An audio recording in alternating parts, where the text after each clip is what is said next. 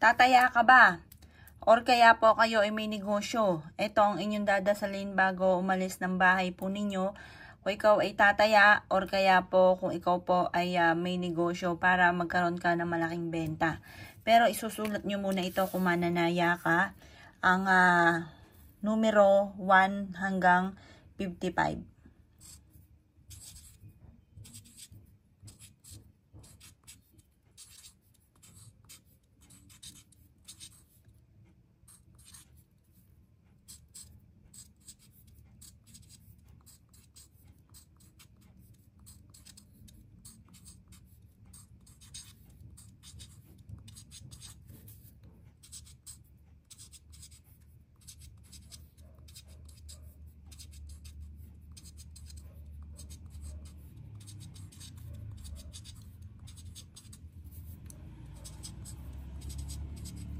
Sulat nyo po muna to.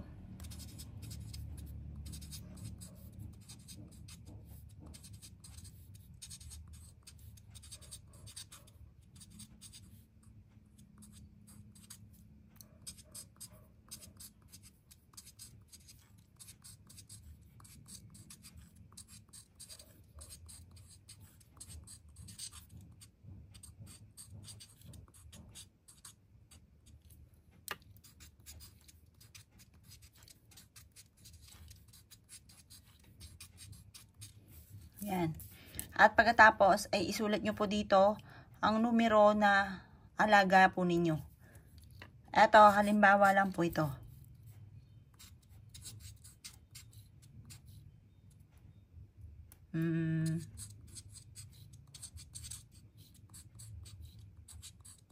Yan, halimbawa lang po yan. Tapos, sabihin nyo po ang salitang ito.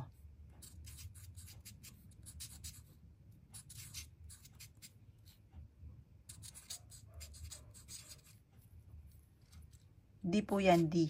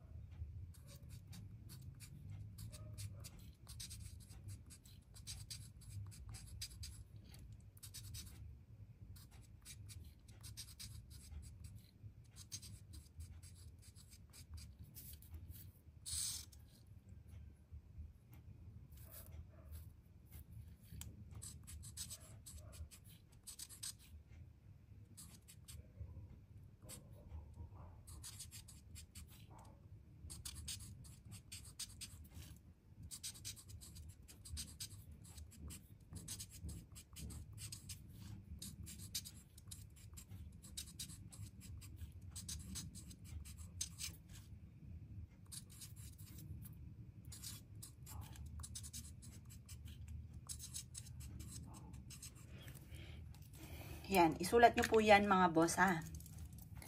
Makakatulong po ito kung ikaw po ay mananaya at mananalo ka dyan ng jackpot.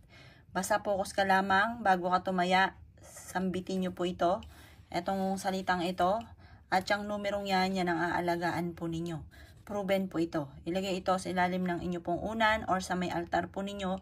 Ang dulot nito ay swerte. Para manalo ka or kaya po sa inyong negosyo kayo ay magkaroon araw-araw na malaking benta. Bago ka umalis ng bahay, sabihin nyo po ang salitang ito.